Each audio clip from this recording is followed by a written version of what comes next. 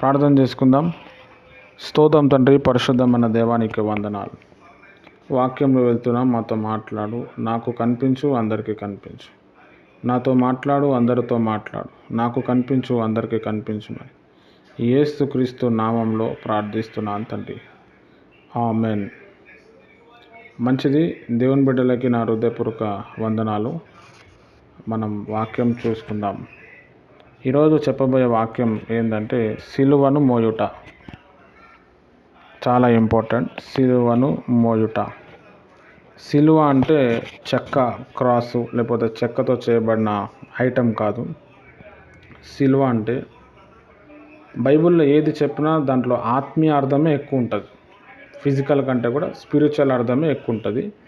సిలువ అంటే ఒక భారం, ఒక వేదన, ఒక శ్రమ, ఒక నొప్పి, ఒక దర్శనం అని మనము చెప్పొచ్చు. హల్లెలూయా. కాబట్టి దేవుని ప్రియమైన వారలారా, సిలువను ఎందుకు మోయాలి? సిలువకు గూర్చిన సత్యాలు ఏమున్నాయి? సిలువను ఎలా మోయాలి? సిలువను మోస్తే మనకు కలిగే ఆశీర్వాదాలు ఏంది అనేది మనం చూద్దాము. దీనికి సంబంధించిన నోట్స్ నేను మళ్ళీ మీ ఇంటికి వచ్చి ఇస్తాను. క్రీస్తును వెంబడించే వ్యక్తులు అనుదినం ఏం చేయాలంటే తనను తాను ఉపేక్షించుకొని ఆధ్యాత్మిక అనుభవమే సిలువను మోయుట. అంటే ఉపేక్షించుకోవటం అంటే వదులుకోవటం. దేవుడు ఉన్నాడు, నేను దేవుని కోసం బ్రతకాలి, దేవుని సాక్షిగా నేను ఉండాలి, దేవుడు నన్ను ఏర్పరచుకున్నాడు, దేవుని కోసం నేను ఏదైనా చేయాలి అని మనల్ని మనం వదులుకోవాల్సి వస్తుంది. ఇప్పుడు కొన్ని విషయాల్లో కోపము చాలా భయంకరం. కోపం వల్ల మర్డర్లు జరుగుతాయి. కోపం వల్ల బంధాలు దిగిపోతాయి.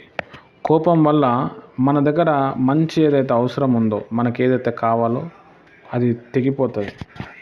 కోపం చాలా భయంకరం. ఇప్పుడున్న చిన్న చిన్న పిల్లలకు కూడా కోపం వస్తూ ఉంటుంది. దేవుని బిడ్డలకు కూడా కోపం చాలా ఉంటుంది. అయితే మనం సిలువను మోస్తున్నాము, మనం ప్రభు కొరకు జీవిస్తున్నాము అని చెప్పి దాన్ని వదులుకోవాల్సి వస్తుంది. దాన్నే సిలువ మోయుట అంటారు. హల్లెలూయా. దీన్ని మనం చూస్తే సిలువను గురించిన కొన్ని సత్యాలు ఉన్నాయి. హల్లెలూయా. ఆ సత్యాలు ఏంది అంటే లూకా సువార్త 9వ అధ్యాయము 23వ వచనం. రెఫరెన్సెస్ మీరు తీయకండి, కావాలంటే రాసుకోండి, ఎందుకంటే డిస్టర్బ్ అవుతారు. నేను చదివి మీకు వినిపిస్తాను. నేను స్పీడ్ రీడర్ని. లూకా సువార్త 9వ అధ్యాయము 23వ వచనము. మరియు ఆయన అందరితో ఇట్లా, నేను ఎవడైనను నన్ను వెంబడింప గోరిన ఎడల తనను తాను ఉపేక్షించుకొని ప్రతి దినము తన సిలువని ఎత్తుకొని నన్ను వెంబడింపవలను. యేసు ప్రభువుని మనం ఫాలో అవ్వాలి. యేసు ప్రభువుని మనం వెంబడించాలి. యేసు ప్రభు బిడ్డగా మనం బ్రతకాలి అని అంటే దేవుని ప్రియమైన వారలారా, ఖచ్చితంగా ఏంటంటే మనం సిలువను మోసే అనుభవంలోనికి వెళ్ళాలి. అంటే కొన్ని వదులుకోవాలి దేవుని చిత్తంలో. హల్లెలూయా. మనం వదులుకోకుండా మనం దేవుని కోసం మనం జీవించలేం. సిలువ అనుభవం అనేది గొప్ప అనుభవం. సిలువ అనుభవంలో మనం ఎప్పుడైతే మనం నిలబడతామో నిజమైన క్రైస్తవులుగా మనము జీవిస్తాం. హల్లెలూయా. చాలా ఇంపార్టెంట్. అయితే సిలువను ప్రతిదినం మోయాలంట. శ్రమను, కష్ట బాధలు ప్రతిదినం మనం మోయాల్సి వస్తుంది. ఎందుకంటే మనం యేసు ప్రభు కోసం మనం జీవించాలి. యేసు ప్రభు వారి కోసం అన్నం తినాలి. యేసు ప్రభు కోసం మనం భరించాలి. అంతం వరకు సహించేవాడే ధన్యుడు అన్నాడు. ఒక నిజమైన క్రైస్తవుడు ఏం చేస్తాడు? క్రైస్తవుడు అని అంటే ఏంటంటే క్రీస్తును వెంబడించువాడు అని అర్థం. క్రీస్తు ఏమని చెప్తున్నాడంటే, మీరు నన్ను వెంబడించిన గోరిన ఎడల, ఒకవేళ if you want to follow me you have to bear my cross. మీరు నన్ను వెంబడించిన గోరిన ఎడల నా భారం మీరు మోయండి అంటున్నాడు. హల్లెలూయా.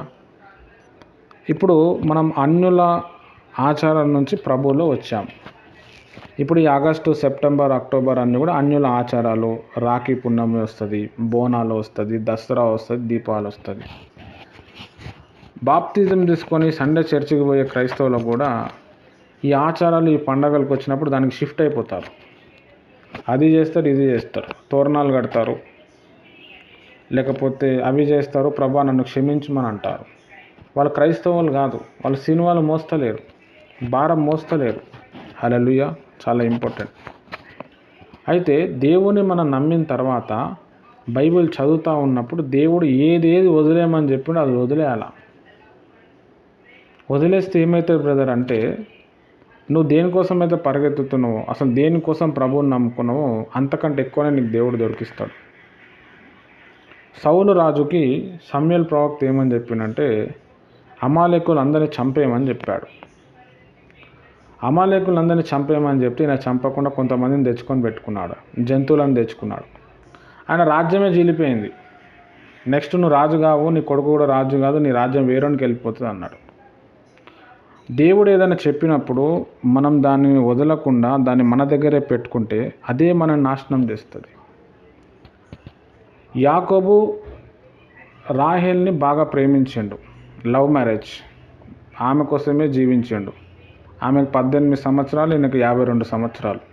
అప్పుడు అది బైబిల్లో ఉండదు, యాషేరు గ్రంథం చదివితే ఉంటుంది అందులో. వాళ్ళ నాన్నగారి దగ్గర వచ్చి, మీ అమ్మాయి అంటే నాకు ఇష్టము, నా దిల్కత్తు కూడా, నేను ఖచ్చితంగా ఆమెను పెళ్లి చేసుకుంటా అంటే, దాంట్లో ఏముంది చేసుకో, కానీ 7 సంవత్సరాలు నా దగ్గర పని చేయాలన్నాడు. 7 సంవత్సరాలే కదా అని చెప్పి నా ఆమెను చూసుకుంటూ 7 సంవత్సరాలు చేసేసాడు పని. పెళ్లి చేసాడు. పెళ్లి చేసిన తర్వాత రూమ్ లోపల పంపించేటప్పుడు వాళ్ళ అక్కను పంపించండి. ఈయన పెద్ద ఆయన, వాళ్ళ మామ. వాళ్ళ అక్క గుడ్డిది, కళ్ళే ఉండవు ఆమెకి. పొద్దున్నే చూసే వరకు వాళ్ళ అక్క ఉంది రూమ్లో. ఇదేంది, నేను ఒక ఆమెను పెళ్లి చేసుకుంటే వాళ్ళ అక్కని ఎందుకు పంపించినావు అంటే, మా ఊర్లో ఆచారం బాబు ఇది, కావాలంటే నీకు మళ్ళీ ఆ అమ్మాయి కావాలంటే మళ్ళీ 7 సంవత్సరాలు పని చేయన్నాడు, లేదంటే ఆమె దక్కదు, ఈమెతో నువ్వు ఉండాలన్నాడు. అరే నేను ఆమె కోసం వచ్చినా కదా అని చెప్పి ఆమె కోసం తన్లాడి మళ్ళీ ఒక 7 సంవత్సరాలు ఉన్నాడు. పని చేసిరు, మళ్ళీ పెళ్ళయింది, మళ్ళీ పిల్లలు పుట్టిరు, అంతా మంచిగా ఉంది. ఈ రాహేల్ అనేట ఆమె అన్యురాలు. మరి దేవుడు యాకోబ్కి మీ నాన్న వాళ్ళ ఇంటికి నడువు అని చెప్తే అన్నీ తీసుకొని వెళ్తున్నాడు. ఈ రాహేల్ అనే ఆమె ఏం చేసిందంటే, ఆ విగ్రహాలను తెచ్చుకుంది అక్కడి నుంచి. వాళ్ళ నాన్న వచ్చి ఈమెను అడిగిండు, అందరిని అడిగిండు, విగ్రహాలు కనిపిస్తలేవు, మా దేవుళ్ళు దేవతలు కనిపిస్తలేరు, ఎక్కడ పోయినాయి? అన్నీ వెతికిర్రు. ఈమె ఏం చేసిందంటే, ఒక మూట కట్టుకొని ఆ మూట మీద కూర్చొని ఈమె వాళ్ళ నాన్నగారు వచ్చి అడిగిండు, నువ్వు జరుగుబెట్ట, మరి నా విగ్రహాలు కనిపిస్తలేవు, మరి నేను తెచ్చుకుంటానంటే, ఆమె నేను రాలేను నాన్నగారు, నేను లేవలేను, నాకు మంత్లీ ప్రాబ్లం ఉంది, నేను లేవలేను, ఏమనుకోకండి అన్నాడు. సరే అమ్మాయిని బలవంతం పెడితే మంచిగా ఉంటుంది కదా అని చెప్పి ఆయన వెతికిండు, దొరకలేదు, వెళ్ళిపోయింది. తర్వాత ఏమైపోయిందంటే, ఆమె దారి మధ్యలోనే చచ్చిపోయింది. దారి మధ్యలో ఎందుకు చనిపోయింది అని అంటే, ఈ విగ్రహాలు మోసుకుంటూ వచ్చింది. హల్లెలూయా. యాకోబేమో యేసుప్రభు దేవుని నమ్మాడు, రాహేల్ దేవుని పెద్దగా నమ్మలేదు, నమ్మనట్టుండే. అట్లనే చాలామంది క్రైస్తవులు పతనం అయిపోవడానికి కారణం ఏంటంటే, వాళ్ళ ఆలోచనలు ఇంకా విగ్రహాల మీద ఉంటాయి, ఇంకా అన్యుల ఆచారం మీద ఉంటుంది. అందుకే దేవుడు ఏమంటున్నాడంటే, ఉపేక్షించుకొని, ఇంగ్లీష్లో సెల్ఫ్ డినయల్ అని ఉంది, అంటే వదిలేసుకొని రామని చెప్తున్నాడు. హల్లెలూయా. అంటే మనం ప్రభువుని నమ్ముకున్నాము, సిలువ మోయాలి చచ్చిపోయేంత వరకు. ఆ సిలువ మోసేటప్పుడు దేవుడు ఏదైతే చెప్పిండో అవన్నీ మనం కట్ చేయాలి. అన్య ఆచారం లెక్క ఉండి నేను అది కూడా ఉంటా ఇది కూడా ఉంటా అంటే మనమే కోల్పోతాం. ఆల్రెడీ మనం అన్యుల్లో ఉండి కోల్పోయే ప్రభువులో వచ్చాం. ప్రభువులో వచ్చినప్పుడు ప్రభు కొరకు జీవించినప్పుడు అది ఆశీర్వాదకరంగా మారుతుంది. హల్లెలూయా, చాలా ఇంపార్టెంట్. 1 కొరింథీయులకు రాసిన పత్రిక 1వ అధ్యాయము 17వ వచనము చూద్దాం.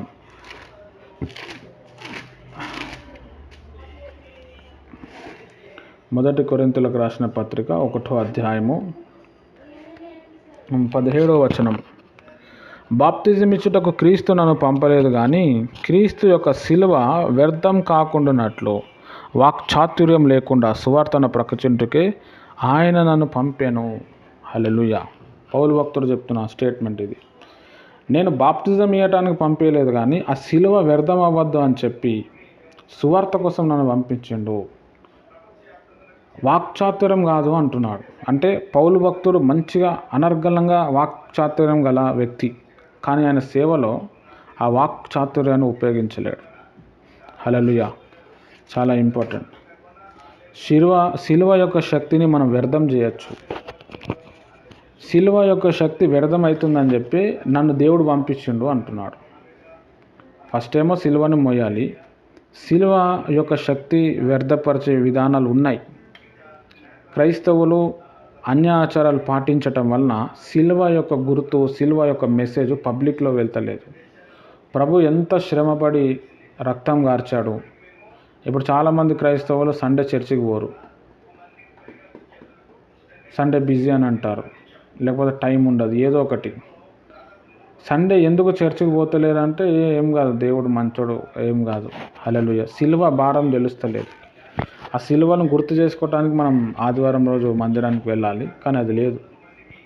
అంటే సిలువ యొక్క శక్తిని వ్యర్థపరిచే ఛాన్సెస్ ఉన్నాయి. పక్కన కింద వచనం చదువుదాము.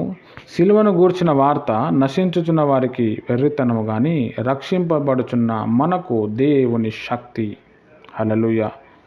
సిలువ గురించి తెలియని వాళ్ళు ఎవరైతే ఉన్నారో కొంతమందికి అది వెర్రితనంగా ఉంటుంది, కానీ రక్షింపబడిన వారికి దేవుని శక్తి. సిలువ అంటే ఇంట్లో సిలువ పెట్టుకోవటం, మెడలో సిలువ వేసుకోవటం, ఇది కాదు. సిలువ అంటే ఒక భారము, ఒక బాధ్యత, దేవుని కోసం ఒక తృషణ. ఇది వెర్రితనం వాళ్ళకి ఎట్లుంటుంది అంటే, ఆ మూడు మేకులు పీక్కోలేని వాడు మీకు దేవుడు ఎట్లా అయిండని చాలామంది అన్యులు చెప్తారు. 3 మేకులు మీ దేవుడు పీక్కోలేకపోయిండు అని. మరి అదే దేవుడు చనిపోయి తిరిగి లేచిండు కదా, మరి దాన్ని చెప్పరు వాళ్ళు. హల్లెలూయా. వాళ్ళకు వెర్రితనంగా ఉంటుంది, కానీ రక్షింపబడుతున్న మనకు దేవుని శక్తి అయి ఉన్నది. హల్లెలూయా. చాలా ఇంపార్టెంట్. అంటే సిలువను ఎవరైతే ఆశ్రయిస్తారో, సిలువ వెంబడి ఎవరైతే నడుస్తారో ఏమవుతుందంటే వారి లోపల దేవుని ఒక శక్తి అనేది రిలీజ్ అవుతుంది. హల్లెలూయా. చాలా ఇంపార్టెంట్. కాబట్టి రక్షింపబడిన మనము సిలువను వెంబడించాలి, సిలువను ఆస్వాదించాలి. హల్లెలూయా. ఇంకా కొన్ని విషయాల్లో మనం చూస్తే సిలువకు అభ్యంతరాలు చెప్పేవాళ్ళు కొంతమంది ఉంటారు. సిలువ గురించి కూడా అభ్యంతరాలు చెప్తారు. గలతీయులకు రాసిన పత్రిక 5వ అధ్యాయము 11వ వచనంలో ఆ మాటలు ఉంటాయి.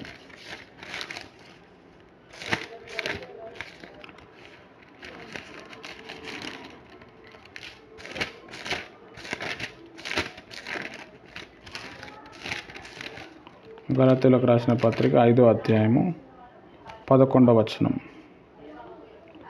సహోదరులారా, సున్నతి పొందవలని నేను ఇంకను ప్రకటించుచున్న ఎడల ఇప్పటికీ హింసింపబడనేలా ఆ పక్షంలో సిలువ విషయము నేను అభ్యంతరము తీసివేయబడను కదా. హల్లెలూయా. లోకంలో ఒక బోధ ఉంది. ఏం బోధ అంటే సున్నతి బోధ. యూదులు అనేవాళ్ళు సున్నతి చేసుకోవాలి, యూదా మతంలో జాయిన్ అవ్వాలంటే సున్నతి చేసుకోవాలి. సున్నతి అనేది ఒక ఆచారం, అది పురుషులకే ఉంటుంది, స్త్రీలకు ఉండదు. ముస్లిమ్స్ ఇప్పుడు ఆ సున్నతి అనే ఆచారం పాటిస్తూ ఉంటారు. అది పాటిస్తేనే వాళ్ళు ముస్లిం అవుతారు. ఇక్కడ పౌలు భక్తుడు ఏమంటుండంటే, సున్నతి అనే ఆచారం ఒకవేళ అది ఉందని నేను దాన్ని ప్రకటిస్తే సిలువ వ్యర్థం అయిపోతుంది కదా, సిలువ గురించి ఏం వార్త ఉంటుంది అంటున్నాడు. అంటే ప్రతి వ్యక్తి ప్రభువుని నమ్మాలి అంటే, ఒకవేళ ప్రభువారు సిలువలో మరణించకపోతే ప్రతి పురుషుడు సున్నతి చేయించుకోవాలి. ఆ సున్నతి చేయించుకునే అనేది చాలా బాధ, చాలా భయంకరమైన పెయిన్ ఉంటుంది. అది పురుషులకే అవుతుంది. అది అయితే దానికంటే గొప్పది సిలువ గురించి చెప్పి ఆ సిలువను గుర్తు చేసుకుంటే చాలు, మీరు సున్నతి పొందినట్టే. పాత నిబంధన సున్నతి, కొత్త నిబంధనలో బాప్తిజము. ఈ బాప్తిజం అనే కాన్సెప్ట్ ఎక్కడి నుంచి వచ్చిందంటే సిలువ నుంచి వచ్చింది. యేసు ప్రభు వారు సిలువ కొరకు చనిపోకపోతే, సిలువ మీద చనిపోకపోతే, ఆయన సిలువ మోయకపోతే మనం ఈరోజు బాప్తిజం తీసుకోకపోతుండే, మనం కూడా అన్యులుగా ఉంటుండే, మనం చనిపోతే నరకానికి పోతుండే. హల్లెలూయా. చాలా ఇంపార్టెంట్. కాబట్టి దేవుని సిలువ అనేది చాలా గొప్పది. సిలువ యొక్క విలువ మనము తెలుసుకోవాలి. ప్రతి ఒక్కరు తమ సొంత సిలువను మోయాలి అని చెప్పి మత్తయి సువార్త 16వ అధ్యాయము 24వ వచనంలో యేసుప్రభు వారు చెప్పారు. ప్రతి వ్యక్తికి కూడా ఒక సొంత సిలువ అనేది ఉంటుంది. నేను చెప్పిన కదా, దర్శనము, భారము, వేదన, ఆకలి, ఇవన్నీ కూడా. ఇప్పుడు బ్రదర్, మీరు ఎందుకు ఉపవాసం ఉండి అందరి కొరకు ప్రార్థన చేస్తున్నారు? నేను సిలువను మోస్తున్నాను. సిలువను మోయటం నా పని. దేవుడు నాకు అప్పచెప్పిండు. నా పనేనా? అందరి పని. నేను ఉపవాసం నుండి అందరి కోసం 2 గంటలు ప్రార్థన చేస్తే నా ప్రేయర్ లైఫ్ డెవలప్మెంట్ అవుతుంది. ఈరోజు పొద్దున 6:30 నుంచి గ్యాప్ తీసుకోకుండా దాదాపుగా 3:45 వరకు నేను ప్రేయర్లో ఉన్నాను. మామూలుగా నేను పర్సనల్ ప్రేయర్ చేస్తే అంతసేపు కూర్చోలేను, నా వల్ల కాదు.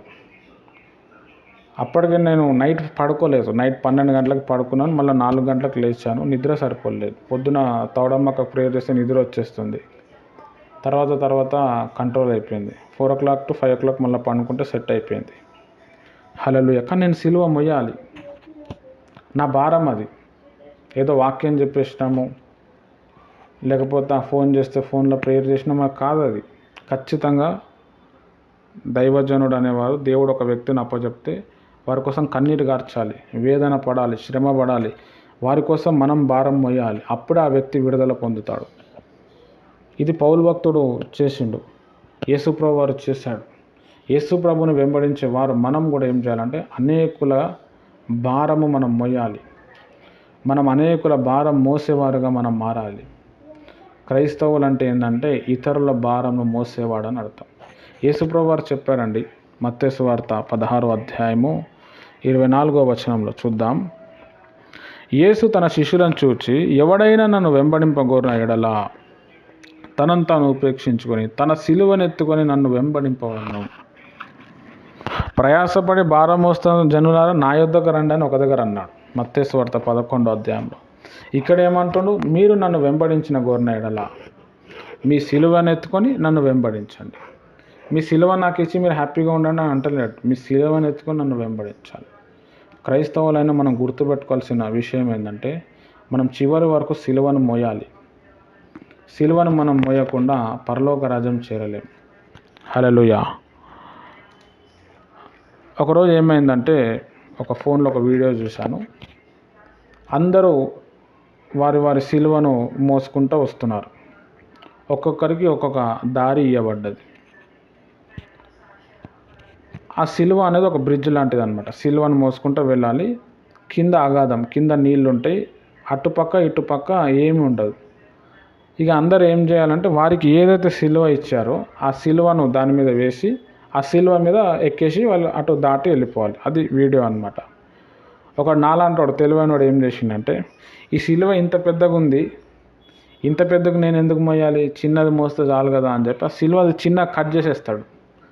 కట్ చేసి ఆ భారం కలిగి సిలువ మోయటం కష్టమైందని దాన్ని కట్ చేసి చిన్న సిలువ చేసుకొని పోతాడు. పోయేసరికి ఆ నది అనేది వచ్చే దగ్గరికి ఏమైపోతుంది అంటే, ఆ సిలువ బ్రిడ్జ్లోకి వేసి అటు పోదాము అంటే సరిపోదు. అది అరే చాలా పెద్ద తప్పు అయిపోయింది కదా అని చెప్పి మళ్ళీ వెనుకకు వచ్చి ఆ విరిగిపోయిన ముక్కను మళ్ళీ అంటించి మళ్ళీ వెళ్ళి మళ్ళీ ఆ నది మీద వేసినప్పుడు ఆ సిలువ కరెక్ట్గా అది సరిపోతుంది, ఎక్కి వెళ్ళిపోతాడు అనమాట. హల్లెలూయా. చాలా ఇంపార్టెంట్. అంటే ఈ స్టోరీలో మనం అర్థం చేసుకోవాల్సిన విషయం ఏంటంటే, కొంతమందికి కొన్ని భారములు, కొన్ని బాధ్యతలు వచ్చినప్పుడు దాన్ని తగ్గించుకొని ఇంకా స్పీడ్గా పరిగెత్తుదామని అనుకుంటారు. కానీ నీకు దేవుడు ఏదైతే భారము, ఏదైతే బాధ్యత ఇచ్చాడో అది నువ్వు మోసుకొని పోతేనే నువ్వు అవతల వెళ్ళగలుగుతావు. నువ్వు నీ గమ్యాన్ని నువ్వు చేరుకోగలుగుతావు, పరలోక రాజ్యాన్ని చేరుకోగలుగుతావు, నువ్వు అనుకుంది సక్సెస్ అవ్వగలుగుతుంది. నాకు ఈ భారం ఉన్నది, అసలు ఈ సిలువ లేకపోతే నేను ఈజీగా పరిగెత్తేవాడిని, ఈ సిలువనే లేకపోతే నేను అసలు ఒక రేంజ్లో ఉండేవాడిని అని మనం అనుకుంటాం. కానీ ఆ సిలువ మోస్తేనే మనం గమ్యానికి మనం చేరుకుంటాం. అందుకే ప్రభువారు ఏమన్నారంటే, సిలువను ఎత్తుకొని వెంబడించాలి, అందరూ వెంబడించాలి అంటున్నాడు. హల్లెలూయా. చాలా ఇంపార్టెంట్. రోమీయులకు రాసిన పత్రిక 6వ అధ్యాయము 6వ వచనంలో ఏముంటుందంటే, మన ప్రాచీన స్వభావము సిలువ వేయబడిందని ఉంటుంది. ఇది చాలా ఇంపార్టెంట్. మనం మనము ప్రభువుని నమ్ముకోకముందు ఒక రకంగా ఉన్నాం, ప్రభువుని నమ్మిన తర్వాత కూడా ఒకే రకంగా ఉన్నాం. అట్లా ఉన్నాము అంటే మన ప్రాచీన స్వభావం సిలువ వేయబడలేదని అర్థం. పౌలు భక్తుడు ఏమంటాడంటే, నేను యేసు ప్రభుతో పాటు సిలువ వేయబడితిని, బ్రతుకుట నేను కాదు క్రీస్తే. వాచ్మ్యాన్ నీ అని చెప్పి ఒక చైనాలో ఒక గొప్ప ఉద్యోగం చేసిన ఒక గొప్ప దైవజనుడు ఉండే, చనిపోయింది ఆయన. ఆయన ఒకరోజు ట్రైన్లో పోతూ ఉన్నాడు, స్లీపర్ కోచ్లో కూర్చున్నాడు, చాలామంది ఉన్నారు, అందరూ కొంతమంది పత్తలాటలు ఆడుతున్నారు. ఈయన కూడా చూస్తూ ఉన్నాడు, బయట చూసుకుంటూ ఎంజాయ్ చేస్తున్నాడు. అక్కడున్న వాళ్ళు, బ్రదర్ రండి మనం ఆట ఆడదామని చెప్పిండు. ఏం ఆట? కార్డ్స్, పత్తలాట. అప్పుడు నేను ఏమన్నానంటే, నాకు చేతులు లేవు కదా అని చెప్పి చేతులు చూపిస్తున్నాడు. నాకు ఐ హ్యావ్ నో హ్యాండ్స్ అంటున్నాడు. నాకు చేతులు లేవు అని చేతులు చూపిస్తుండు. వాళ్ళు ఆశ్చర్యపడి, నీకు చేతులు ఉన్నాయి కదా, చేతులు లేవని ఎందుకు అంటున్నావు అంటే, అప్పుడు ఆయన చెప్పిండు, ఈ చేతులు నావి కావు, యేసు ప్రభువి. ఒకప్పుడు నేను కూడా ఇట్లనే ఉండే, నేను ప్రభువుని నమ్మిన తర్వాత నా పాత జీవితం సిలువ వేయబడ్డది, ఇప్పుడు బతుకువాడు నేను కాదు దేవుడే అని తన సాక్ష్యం చెప్పిండు అనమాట. హల్లెలూయా. అట్లా చెప్పి ఆయన ఆ పత్తాలాట ఆడలేదు. నిజంగా మనం సిలువ వేయబడినప్పుడు మన పాత స్వభావం చచ్చిపోతుంది. హల్లెలూయా. చాలా ఇంపార్టెంట్. మరి మన పాత స్వభావం చచ్చిపోయిందా? అట్లనే ఉన్నామా? ప్రభువుని నమ్ముకోకముందు మనం ఎట్లున్నాం, ఇప్పుడు ఎట్లున్నాం? ఇప్పుడు కూడా అదే కంటిన్యూ అవుతున్నామంటే పాత జీవితం సిలువ వేయబడలేదు అని అర్థం. పాత జీవితాన్ని మనం సిలువ వేయాలి, కొన్ని వదులుకోవాలి. హల్లెలూయా. రైట్, నెక్స్ట్ పాయింట్ మనం చూద్దాము. 7వది, సిలువను మోయని వాడు యేసును వెంబడించడానికి అర్హుడు కాదు. మత్తయి సువార్త 10వ అధ్యాయము 38వ వచనం. సిలువను మనం మోయకపోతే ప్రభువుని మనం వెంబడించలేం, ప్రభు శిష్యులమే కాదు. మత్తయి సువార్త 10వ అధ్యాయము 38వ వచనం. తన సిలువను ఎత్తుకొని నన్ను వెంబడింపని వాడు నాకు పాత్రుడు కాదు.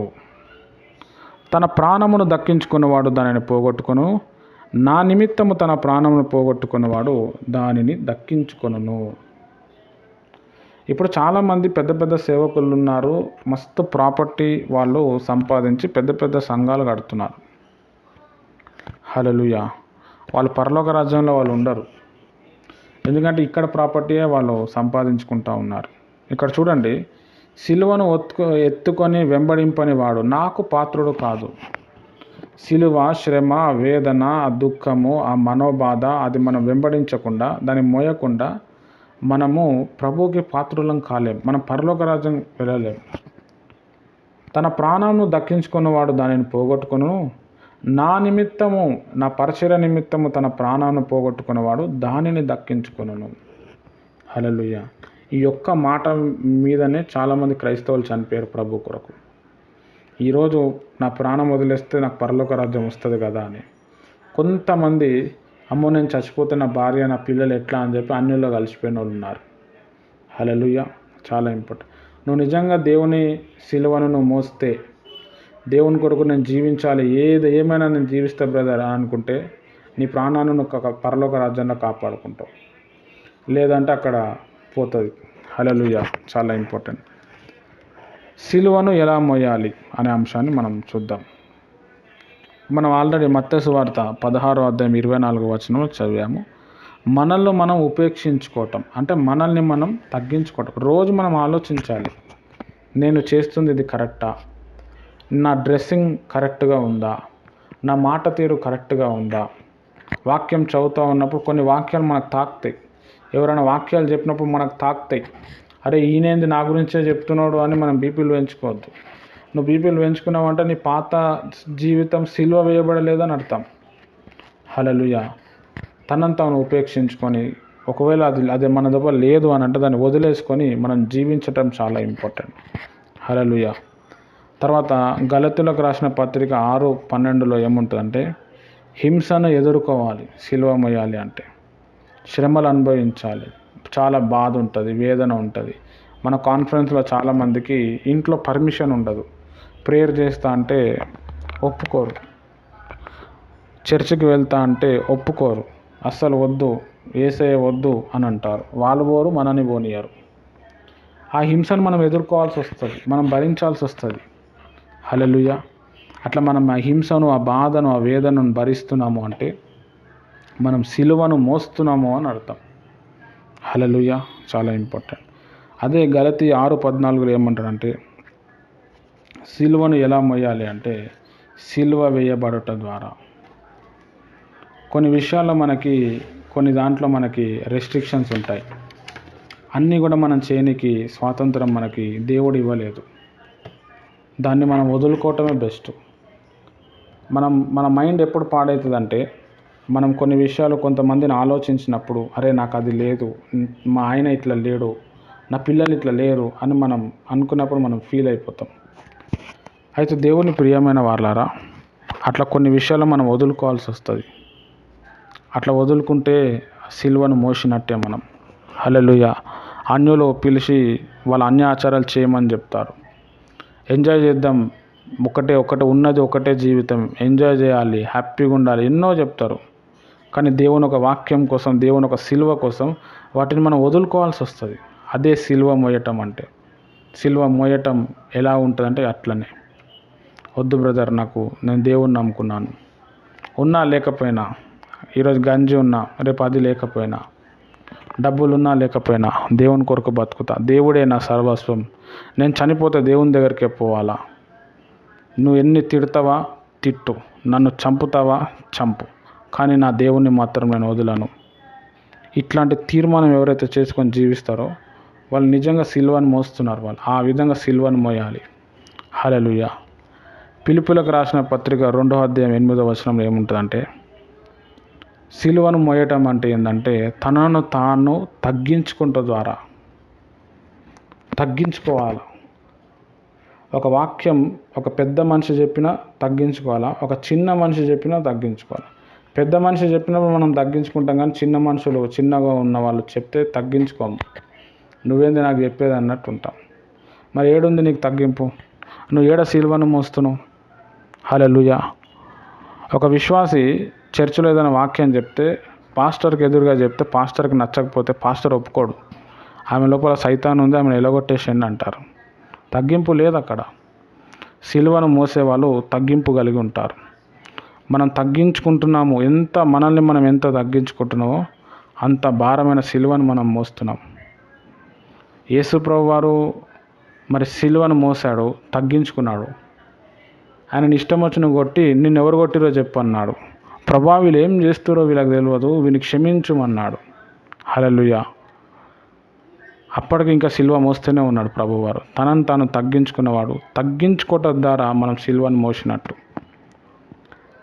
అదే ఫిలిప్పీయులకు రాసిన పత్రిక 2:8 మనం చదివితే దేవుని వాక్యాన్ని, దేవునికి విధేయత చూపుట ద్వారా కూడా సిలువను మోసినట్టే. ప్రభువు మనకు పిలిచాడు సిలువ మోయటానికి. మనం విధేయత చూపించినప్పుడు మనం సిలువ మోసినట్టు. హల్లెలూయా. చాలా ఇంపార్టెంట్. కాబట్టి దేవుని ప్రియమైన వారలారా, క్రైస్తవులైన మనము సిలువను మోయాలి. మొదటి దినము మనము మౌన ధ్యానం గురించి మనం నేర్చుకున్నాం. రెండోది పరిశుద్ధత గురించి నేర్చుకున్నాం. ఈరోజు సిలువను మనం మోయటం నేర్చుకుంటున్నాం. ఇది ప్రతి క్రైస్తవుడు, ప్రతి శిష్యుడికి ఇది చాలా ఇంపార్టెంట్ సబ్జెక్ట్, చాలా డీపెస్ట్ సబ్జెక్ట్. సిలువను మనం మోయకుండా, సిలువ వార్త మనం చెప్పకుండా, సిలువ కోసం మనం శ్రమ పడకుండా మనం ప్రభుని చేర్చుకోలేము. మనం ప్రభు శిష్యులమే కాము. నేను మీకు చాలాసార్లు చెప్పాను, మీరు నా శిష్యులు కాదు, నేను మీ గురువుని కాను. దేవుడే మీ గురువు, దేవుడే మీ శిష్యులు. నేను ఈరోజు ఉన్నాను, రేపు మాయమైపోతా. నేను మాయమైపోయినా నా ప్లేస్లో దేవుడు ఇంకొకరిని పెడతాడు. అది ఆయన చిత్తం. ఆయన మీకు తర్ఫీదిస్తాడు, కానీ మీరు ఆయనను వెంబడించాలి. ఆయన కొరకు లోబడాలి, ఆయన కొరకు తగ్గించుకోవాలి, ఆయన కోసం వేదన పడాల్సి వస్తుంది, ఆయన కోసం ఆకలి పడాల్సి వస్తుంది, ఆయన కోసం దాహంతో తన్లాడాల్సి వస్తుంది. నీతి కొరకు ఆకలి దప్పుగల వారు ధన్యులు, వారు తృప్తిపరచబడుదురు. హింసింపబడు వారు ధన్యులు, వారు సమాధానపరచబడుదురు. శ్రమలు అనుభవించేవాడు ధన్యుడు, పరలోక రాజ్యం వారిది. హల్లెలూయా. ఇవన్నీ కూడా క్రైస్తవులకి దేవుడు చెప్పిన మాటలు, బేసిక్ ఫార్ములాస్ అన్నమాట. చాలా చర్చెస్లో వీటి గురించి చెప్తలేరు. వీటి గురించి చెప్తే ఫస్ట్ ఆఫ్ ఆల్ అన్యులు మాయమైపోతారు. వద్దురా బాబు, సిలువ అంటుండు, ప్రేయర్ అంటుండు, భారం అంటుండు, మరణం అంటుండు, ఇవన్నీ మనకెందుకు? మనం హ్యాపీగా ఉండాలి, తినాలి, తాగాలి, చచ్చిపోవాలి, అయిపోయి అనే మూమెంట్లో చాలామంది రారు. అందుకే వాళ్ళు చెప్పరు. మనం ఒక చర్చికి మనం చూసినప్పుడు, టీవీలలో చూసినప్పుడు లక్షల మంది కనబడతారు. అందులో 10% కూడా పరలోక రాజ్యం పోరు. ఎందుకంటే వాళ్ళు సిలువ మోస్తలేరు. సంఘం ఒకరి పట్ల ఒకరికి భారం లేదు, ఒకరి పట్ల ఒకరి ప్రేమ లేదు, దేవుని సిలువ మోయరు. పెద్ద పెద్ద చర్చిలలో పోయే వాళ్ళని చూడండి, విపరీతమైన అహంకారం ఉంటుంది. మరి ఎందుకు ఉంటుందేమో అర్థం కాదు. మాది పెద్ద చర్చ్, మా దైవజనుడు పెద్ద వ్యక్తి, ఇంత గొప్ప దైవజనుడు, ఏముండదు. ఆ దైవజనుల కోసం ఏమన్నా చెప్తే మొత్తం బట్టలు చింపుకుంటారు. ఆ దైవజనునికి ఈయన పేరు కూడా తెలియదు. హల్లెలూయా. వారు కూడా మీరు ప్రభువుని వెంబడించమని చెప్పరు, మీరు చర్చికి రండి, చర్చిని వెంబడించండి అని చెప్తాడు. కాబట్టి దేవుని ప్రియమైన వాళ్ళరా, సిలువను మోయటం అనేది చాలా ఇంపార్టెంట్. సిలువను మోయటం వల్ల కలిగే ఆశీర్వాదాలు ఏందో మనం చూసి ఈ ప్రేయర్ని మనం ముగించుకుందాం. లూకా సువార్త 14వ అధ్యాయము 27వ వచనం. లూకా సువార్త 14వ అధ్యాయము 27వ వచనం మనం చూస్తే, మరియు ఎవడైనను తన సిలువను మోసి నన్ను వెంబడింపని ఎడల వాడు నా శిష్యుడు కానేరడు. నువ్వు సిలువను మోయకుండా నా శిష్యుడు కావు. నా శిష్యుడు కాలేవు అంటే నా సంఘంలో నువ్వు లేనట్టే. నా సంఘంలో నువ్వు లేను అంటే నువ్వు పరలోక రాజ్యం పోనట్టే. నువ్వు పరలోక రాజ్యం పోతలేవు అంటే నువ్వు నరకానికే పోతున్నట్టు. నువ్వు నరకానికే పోతున్నావు అంటే అక్కడ అగ్ని ఆరదు, పురుగు చావదు. అంటే నీకు 24 గంటలు, కొన్ని కోట్ల సంవత్సరాలు వేదనలు, బాధలు, దుఃఖాలు, శ్రమలు ఇవన్నీ ఉంటాయి. అది పర్మనెంట్గా ఉంటాయి. ఇక్కడ మనం సిలువను వెంబడిస్తే టెంపరీగా ఉంటాయి. నా సిలువను నువ్వు వెంబడిస్తే, మనం ప్రభు సిలువను వెంబడిస్తే ప్రభు శిష్యులుగా అవుతాం.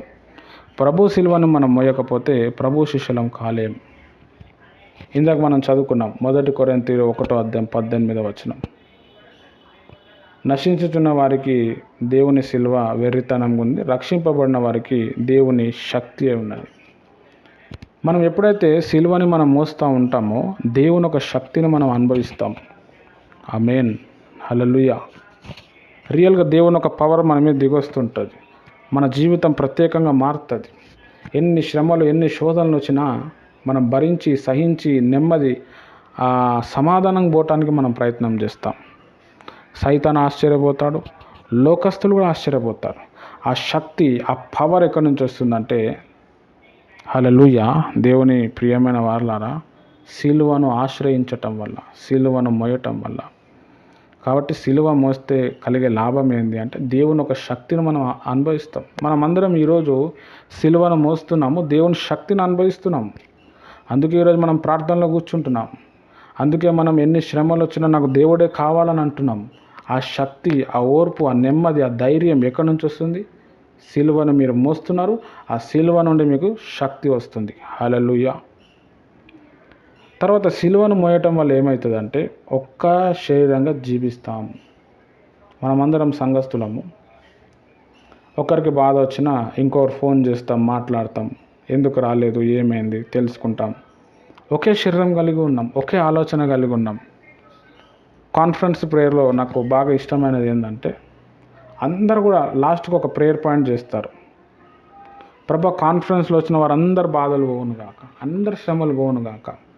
అంటే మీ బాధ లెక్క ప్రార్థన చేస్తారు. అది అందరు చేస్తారు, నేనే చెయ్య, అందరు చేస్తారు అది.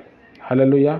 ఒకే శరీరంగా జీవిస్తున్నాం మనం సిలువను మోస్తున్నాం కాబట్టి దేవుని ప్రియమైన వాళ్ళరా, ఒకే శరీరంగా మనం జీవించగలుగుతాం. సంఘం అంటేనే అది. పెద్ద పెద్ద సంఘాల్లో ఒకే శరీరంగా జీవించారు. పక్కన ఎవడో కూర్చుండో కూడా తెలియదు. పోయినామా, వాక్యం విన్నామా, కానుక దశంభాగం వేసినామా, బండేసుకుని వెళ్ళిపోయినాం అంతే. అందుకే అభివృద్ధి లేదు. మనమందరం కాన్ఫరెన్స్లో ఉన్న వాళ్ళం సిలువను మోస్తున్నాము, ఒకే శరీరంగా జీవిస్తున్నాం మనం. హల్లెలూయా. చాలా ఇంపార్టెంట్. సిలువను మోయటం వల్ల ఏమవుతుందంటే గలతీయులకు రాసిన పత్రిక 2వ అధ్యాయం 20 వచనం ప్రకారం చూస్తే, మనలో స్వార్థము సిలువ వేయబడుతుంది. సెల్ఫిష్నెస్ అనేది ఉండదు. ఎవరైతే నిజంగా సిలువను మోస్తారో వాళ్ళు స్వార్థంగా జీవించరు. వారు స్వార్థ పీరులు కాదు, స్వార్థంగా ఆలోచించరు. ఒకప్పుడు మనం స్వార్థంగా ఆలోచించేటోళ్ళం. నాకు మంచిగా ఉంటే చాలు, నా భర్త మంచిగా ఉంటే చాలు, నా పిల్లలు ఇప్పుడు అందరు బాగుండాలి. ఇవన్నీ ఎట్లా వస్తున్నాయండి? మనలో స్వార్థం చచ్చిపోతుంది. మన కాన్ఫరెన్స్లో ఎవరికైనా బాధ అయింది అనుకోండి, ఎవరికైనా జ్వరం వచ్చింది, ఎవరికైనా వేదన వచ్చిందని బాగా ఫీల్ అయిపోతాం మనం. ఇప్పుడు మన బ్యాచ్లో నాగేశ్వర అంకుల్ ఫస్ట్ ఫోన్ చేస్తాడు, ఏమైంది ఆయన కనుక్కో అంటాడు. మళ్ళీ ప్రార్థన చేస్తాడు ఆయన, ఆ జవాబు వచ్చే వరకు చేస్తూనే ఉంటాడు. సుమతక్క గారు కూడా అంతే, రమ్య అక్క గారు, నూకరత్నం అక్క గారు, ఎవరైనా కానీ అడుగుతారు. నేను పోయినప్పుడు అందరిని అడుగుతారు. హల్లెలూయా. స్వార్థం లేదు, స్వార్థం చచ్చిపోతుంది. ఎందుకు? సిలువను మోస్తున్నందుకు. సిలువను మోయటం వల్ల ఆశీర్వాదం ఏంది అని అంటే స్వార్థం లేకుండా జీవిస్తాం. చాలామంది చెప్తారు, నీ లోపల స్వార్థం లేదు బ్రదర్ అని అంటారు. అదే మన గొప్పతనం కాదు. మనం సిలువను మోస్తున్నాం కదా, స్వార్థం ఉండదు. అంత ప్రేమ ప్రేమ ప్రేమనే ఉంటుంది. చూడండి, ఒక సిలువను మోయటం వల్ల మన లోపల ఎంత మార్పు వస్తుంది. ఇప్పుడు నేను చెప్పాను, పలానా దేశం కోసం ప్రార్థన చేయండి, పలానా రాష్ట్రం కోసం ప్రార్థన చేయండి అంటే మ్యాక్సిమం కన్నీరు గార్చి ప్రార్థన చేస్తారు. రుచిక అని ఒక అమ్మాయి క్యాన్సర్ ఉంది, అమ్మ 6 సంవత్సరాల అమ్మాయి, బ్రెయిన్ క్యాన్సర్, ఆమె ప్రేయర్ చేయని అంటే అందరు కన్నీటి ప్రార్థన చేసారు. మన కోసం మనకే కన్నీరు రాదు, ఒక అమ్మాయికి బాగాలేదంటే కన్నీరు వస్తుంది. స్వార్థం స్వార్థం పోతుంది మనకి. మనం సిలువ మోస్తున్నాం. ఆ సిలువ మోస్తే స్వార్థం ఉండదు, మనం నిస్వార్థంగా మనం బ్రతుకుతాం. హల్లెలూయా. ఇప్పుడు మర్డర్లు, కోర్టు కేసులు, కొట్లాటలు, గొడవలు, ఒకరి మీద ఒకరు మంత్రాలతో పీడింపబడటం, ఇవన్నీ స్వార్థం వలన. నేను గొప్ప, నాది గొప్ప, దీనివల్లనే ఎఫెక్ట్. అయితే ఇక్కడ మనం స్వార్థం లేనప్పుడు చాలా వరకు ప్రాబ్లమ్స్లోకి వెళ్ళి మనం బయటపడతాం, చాలా శ్రమలకు వెళ్ళి మనం బయటపడతాం. మామూలు విషయం కాదు. అందుకే మనము దేవుని ప్రియమైన వారు సిలువను వెంబడించాలి. అదే గలతీయులకు రాసిన పత్రిక 6వ అధ్యాయం 14వ వచనం మనం చదివితే, మనలో ఉన్న లోక సంబంధమైన సిలువ వేయబడతాయి. నువ్వు నిజంగా సిలువను మోస్తే, ఒకప్పుడు మూఢనమ్మకాలతో ఉండేవాళ్ళం. అది చేస్తే ఏమవుతుందేమో, ఇది చేస్తే ఎవరిని పడితే వాళ్ళని నమ్మేవాళ్ళం. ఇప్పుడు అదంతా ఏం లేదు. ఉంటే ఉన్నాం, లేకపోతే ఓడిపోయినాం. దేవుడు ఉన్నాడు, ఆ దేవుడు కార్యం చేస్తాడు, ఆ శ్రమ భరిద్దాం, సహిద్దాం, ఏముంది, దేవుణ్ణి అడుగుదాం. మన లోపల లోక సంబంధమైనవి ఏవైతే ఉన్నాయో అవి సిలువ వేయబడుతున్నాయి.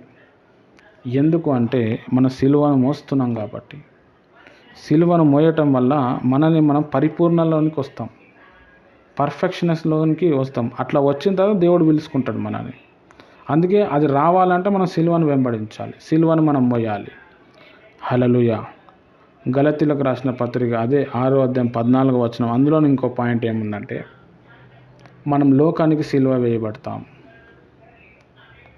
లోకానుసారంగా మనం జీవిస్తే నరకానికి పోతాం, డౌటే లేదు, పరలోక రాజ్యం పోలేము.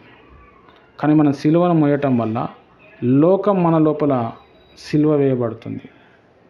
లోక ఆచారాలు, లోక పద్ధతులు మనం మెయింటైన్ చేస్తే, ఒకప్పుడు చేసినాము, అది వద్దు వద్దు అని చెప్పి మనం మెల్లమెల్లగా దాంట్లోకి బయటపడుతున్నాం.